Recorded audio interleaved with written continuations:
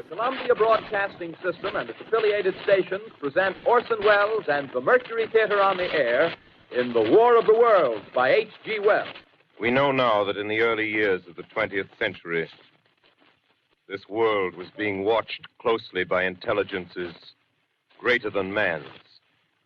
Ladies and gentlemen, this is the most terrifying thing I've ever witnessed. Ladies and gentlemen, due to circumstances beyond our control, we are unable to continue the broadcast from Grover's Mill. Dust. High and fat, low in fat. I don't know. No, it's actually very low in fat, so you can eat as much dust as you like. Now, Paul and Miri, you may have noticed that we are joined today by a new member. She is a new member. Her name is Barbara, and would you believe we are related? Is she your daughter? No, she's my sister. Anyway, what's important is you're here, and we're here to help. So, what advice can we give to Barbara to help her lose some of that blubber? Paul? Cut out biscuits. Cut out biscuits. Good. Well done. Miri? Instead of sugar, use artificial sweetener in tea. Something about sugar. But really, Barbara... The Hitchhiker's Guide to the Galaxy is a truly remarkable book. The introduction starts like this.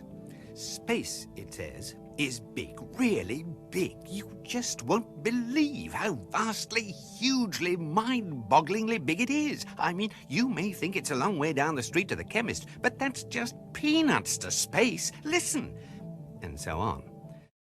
For me, comedy was all I wanted. Indeed, if you have an institutional mind, a change of stationery is seismic and upsetting enough to qualify as root and branch restructuring, thus altering the time slot of Woman's Hour, allowing Gardner's Question Time to be independently produced, and other such cosmic storms have constituted the radical and fundamental changes to Radio 4 that have allowed it slowly to evolve over the decades, matching and paralleling its core audience and providing a service so incomparable in its variety and quality as to be an actual reason for some to live in Britain. Okay. You're listening to Radio Land. Okay. On New York Public Radio. Public Radio,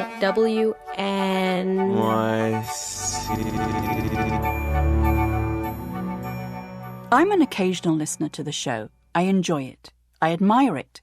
But I'm not a devotee. Not like the many American listeners who idolize Jad and Robert and flock to their public appearances. Not like the 2 million fans who download their free podcasts. What draws people is the unique sound of the show. Seductive, dreamy, luring you in, creating a soundscape.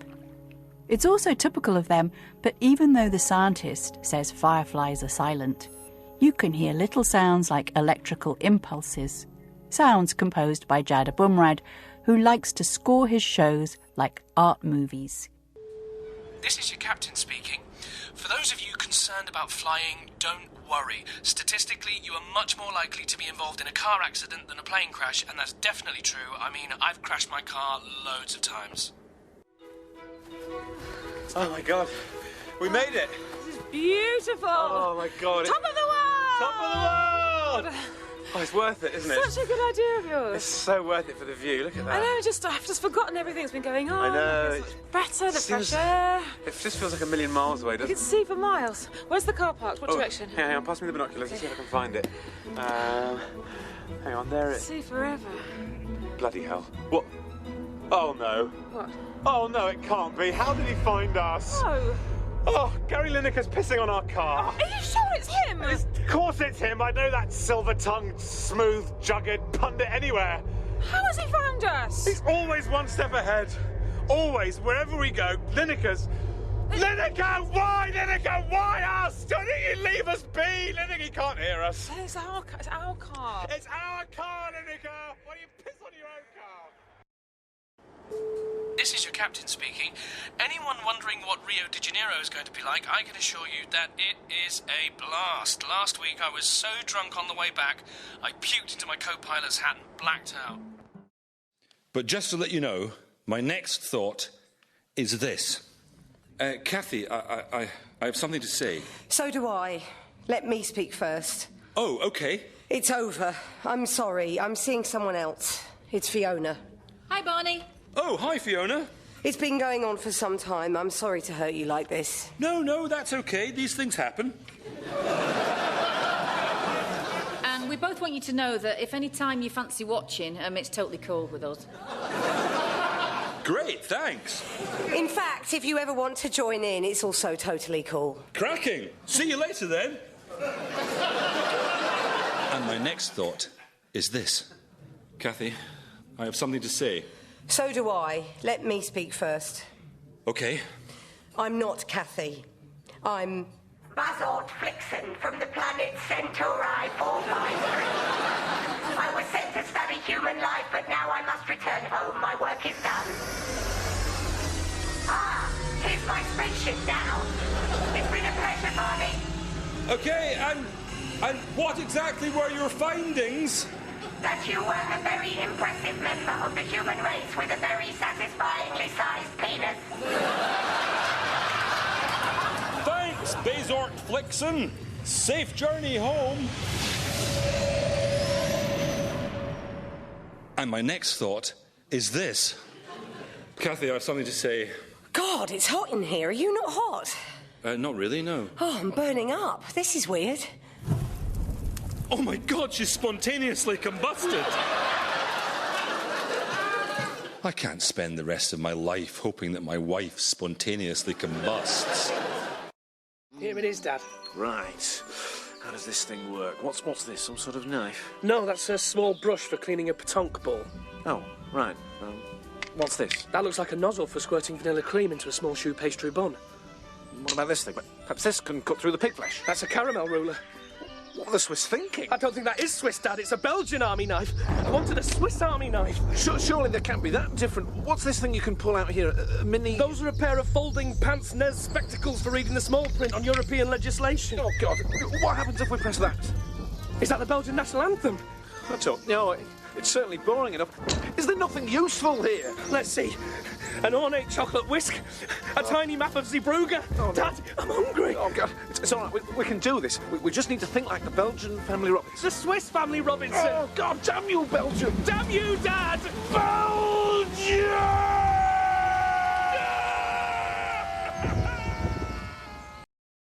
30 402. 30 402. Why are you saying 30 402? It's a phone number I have to remember. Whose number is 30 402? It's the phone number of Axis Ad School. What is Axis Ad School? It's a one-year course in the media design school where you learn to write creative ads. Wow, I want to do that. What's their number? 30 402. I have a pen. I'll write it on my hand. Axis Ad School 30 402. Axis Ad School, because bad ads like this won't get you a good job. Turning to the man himself, what does Chris Tarrant have to say on the subject? The biggest single nightmare for guys like me doing it is that people just put too many words in, and you just think it can't be done. It can't be said. I think it's a mixture of, a lot of pressure from clients, everybody trying to keep everybody happy. So you've got to say dishwasher and mangle and refrigerator and fridge and, deep freeze and house and roof and whatever, all in 20 seconds. And there are so many. I mean, I've seen them setting these things up. I've been involved in one or two where they're actually making the commercial, and you see people sitting around going, "Oh yes, but you must mention that we've got carpets coming out next Monday, and don't forget the furnishing department or whatever, and you must mention beds." And you think, well, yeah, but there's only 20 seconds, and actually it's like 19 and a half or whatever, and you. Frequently, I mean, the biggest problem I have, I'm handing bits of script because I talk fast, and they say, "Right, Chris, you can do that." And I say, "Yeah, is it a 30? And they go, "No, it's the 10. And you go, "Ah." And you end up just sitting there with this sort of, bit of paper covered in crossing out and whatever. And the worst thing you can do actually is just about manage to get it in, even if you've taken a few words out, because then those words come back in and all that. And in the end, I mean, okay, so you have managed to say that many words as required inside, the obligatory 20 seconds or 19 and a half seconds or whatever. But actually, to the listener, it's complete gibberish. And I would think that an awful lot of adverts are just too much stuff crammed in. To prove to you just how clear and vibrant Colour Gold's colours are, I'm going to conduct a little exercise. Imagine for a moment that you can actually hear colour. Now, you'll have to concentrate, mind. Right, this is the sound for blue. I said you'll have to concentrate.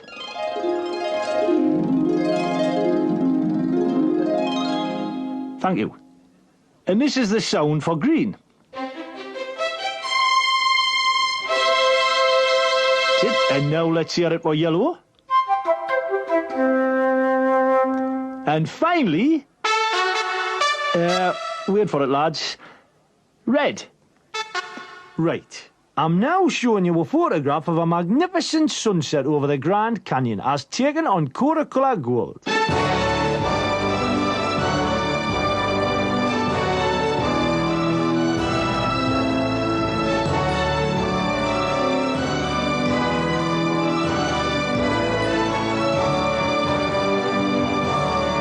And now I'm going to show you that very same sunset taken on ordinary film.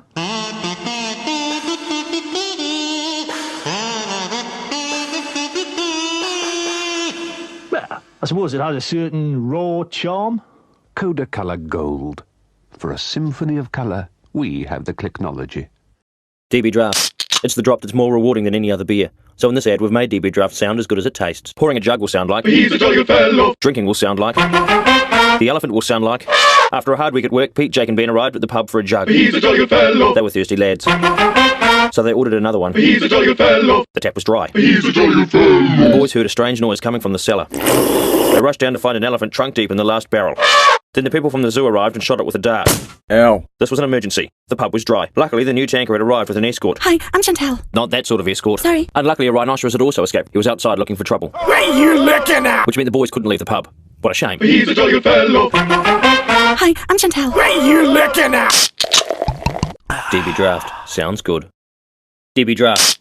It's the drop that's more rewarding than any other beer. So in this ad, we've made DB Draft sound as good as it tastes. Opening the fridge will sound like... Opening a can will sound like... And the cheerleaders will sound like... It's Friday night and the lads are coming over for a few rewarding DB Drafts. I go to the fridge and hoping it's full, open it. It is. I grab some DB Drafts and crack a few. Then take the first satisfying swallow. Then another. Billy has to go early so he drinks up. Then the cheerleaders arrive. So Bob goes to the fridge. But it's empty and Bob's upset. But not as much as the cheerleaders. Until someone remembers there's free beer tasting at the brewery. But then Barry arrives with a dozen. They get stuck in.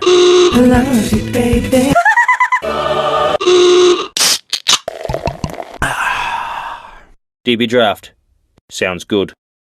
Well, I was walking down the road to do some shopping and suddenly a black-speck bonger Nazi French lesbian premenstrual senile diabetic fat freakly retarded dyslexic curry-munching alcoholic Muslim bipolar bedwetting inbred kiddie-fiddling terrorist from Invercargill with small tits, a bung eye, buck teeth, a hair lip and Tourette's, together with a hairy gay Catholic obsessive compulsive epileptic homeless menopausal doll bludging albino bankrupt Jewish parking warden came over to me with her blind deaf mute anorexic bulimic pea-head asthmatic bedwetting lisping handicapped, honky, private school-educated, agoraphobic, man-hating, pregnant, slut, wog, midget mother-in-law who was holding hands with her ginger-chink wife-beating, Bible-bashing, obese, cross-eyed, pommy socks and sandals-wearing, wheelchair-bound, towel-haired lawyer who had an extra finger, a cleft palate, eczema, a comb over a clubfoot, a port wine birthmark and BO, and asked me if I was going to the New Zealand International Comedy Festival. And I said, fuck yes. The New Zealand International Comedy Festival, guaranteed to offend everyone. April 18 to May 11. Visit comedyfestival.co.nz for details. It was a Saturday and Joe was in the bar with Eddie. But Eddie wasn't necessarily with Joe. He was staring deeply into his glass of Beamish. He fancied he saw the girl with the dark ebony-colored hair and the moonlight skin and the wild, wild eyes. But in no time at all, like his Beamish, she was gone. She was beautiful, said Eddie quietly. Buy me a Beamish then, said Joe, so I can have a look too. Beamish Stout just slips away. You know, it's a great big world out there. I know, 'cause I tried to wallpaper it. But big as it is, DHL brings all those wonderful countries just that little bit closer. Hong Kong, Hong Kong, Bombay, Bombay, and Rawalpindi. Where? When things get urgent, baby. Oh, feel that urgency. Call DHL. Call DHL. So when you've got pages and pages to send to Pago, or when you need a contract in Pune a whole lot sooner, don't sit there tearing your hair out, 'cause there's someone out there who cares. Ain't no mountain high enough, ain't no valley deep enough, ain't no river wide enough to keep us from you. For deliveries to the Far East, call DHL on 01 890 9000. Ain't no Nobody do Catman do like DHL do.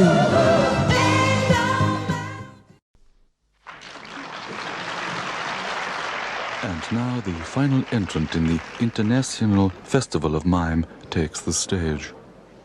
Francois Puip starts his mime. He opens a door, I think, and now appears to be pushing something very heavy across the stage.